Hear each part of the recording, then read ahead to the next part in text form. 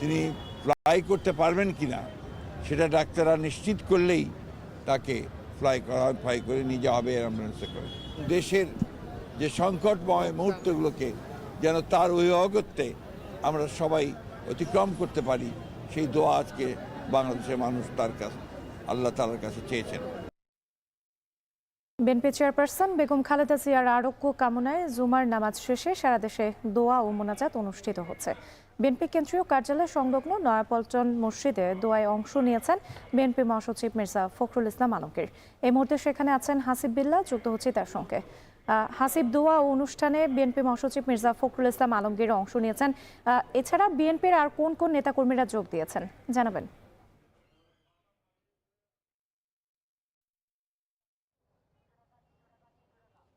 রাত্রি মূলত মির্জা ফখরুল ইসলাম আলমগীর সহ বিএনপির শীর্ষ নেতাদের তেমন একটা দেখা যায়নি, কিন্তু এছাড়া বিভিন্ন অঙ্গ সহযোগী সংগঠনের শীর্ষ নেতারা, গুরুত্বপূর্ণ নেতারা অংশ নিয়েছেন, সাধারণ কর্মীরা অংশ নিয়েছেন।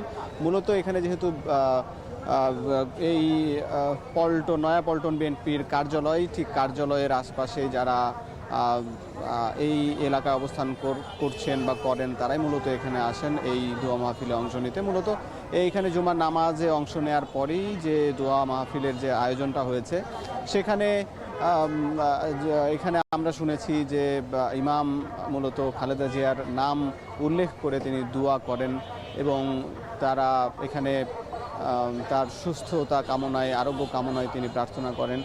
এবং তার যখন তিনি এমন দোয়া করছিলেন তখনই কিন্তু আমরা দেখেছি যে সাধারণ নেতাকর্মীরা তারাও কিন্তু একটু কান্নায় ভেঙে পড়েন বা একটু আবেগে, তাদের মধ্যে চোখে মুখে একটা আবেগ দেখা যায়। মূলত যেহেতু বিএনপি নেত্রী খালেদা জিয়া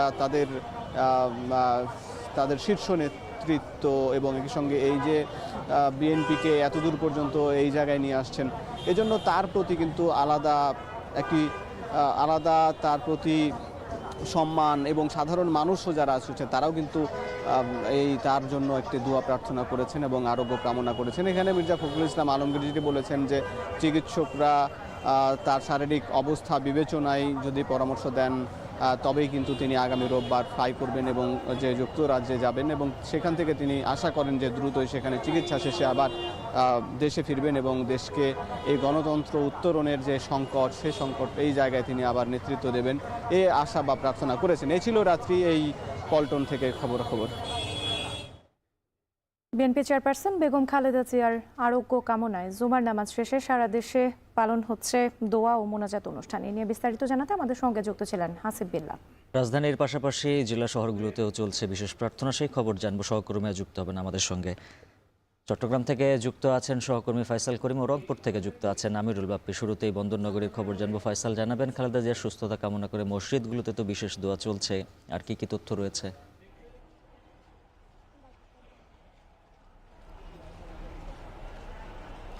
উজ্জ্বল, আমরা যেটা দেখেছি চট্টগ্রামের যেটি ৯ আসন, সেই 9 আসনের কদমতলীর বাইতুল শরফ মাদ্রাসার যে মসজিদ রয়েছে সেখানে আজকে খালেদা জিয়ার রোগ মুক্তি কামনায় দোয়া মাহফিল দোয়া হয়েছে এবং মোনাজাত করা হয়েছে। আমরা দেখেছি চট্টগ্রাম ৯ আসনের যিনি প্রার্থী ঘোষণা করা হয়েছে বিএনপির আবু সুফিয়ান, তার উপস্থিতিতে এই দোয়া মাহফিল অনুষ্ঠিত হয় এবং আমরা দেখেছি এখানে বিএনপি ছাড়াও স্থানীয় এলাকাবাসী অংশ নিয়েছেন। প্রায় ৩০০ থেকে ৪০০ মানুষ এই দোয়া মাহফিলে অংশ নিয়ে এবং এই দোয়া মাহফিল থেকে খালেদা জিয়ার রোগ মুক্তি কামনা করা হয়, তিনি যাতে দ্রুত সুস্থ হয়ে ফিরে আসেন সেই কামনা করা হয় এবং পাশাপাশি তিনি যাতে লন্ডনে সুচিকিৎসা পান এবং তিনি যাতে দেশে ফিরে আসতে পারেন তেমনটি মোনাজাত করা হয়েছে। পাশাপাশি আমরা দেখেছি এখানে কিন্তু যারা নেতাকর্মী এসেছেন তাদের চোখে মুখে উদ্বেগ আছে, উৎকণ্ঠা আছে। পাশাপাশি আজকে যে জোবাইদুর রহমান এসেছেন তার উপস্থিতিও কিন্তু নেতাকর্মীদের মধ্যে এক ধরনের উত্তেজনা তৈরি করছে, উদ্বেগ তৈরি করছে।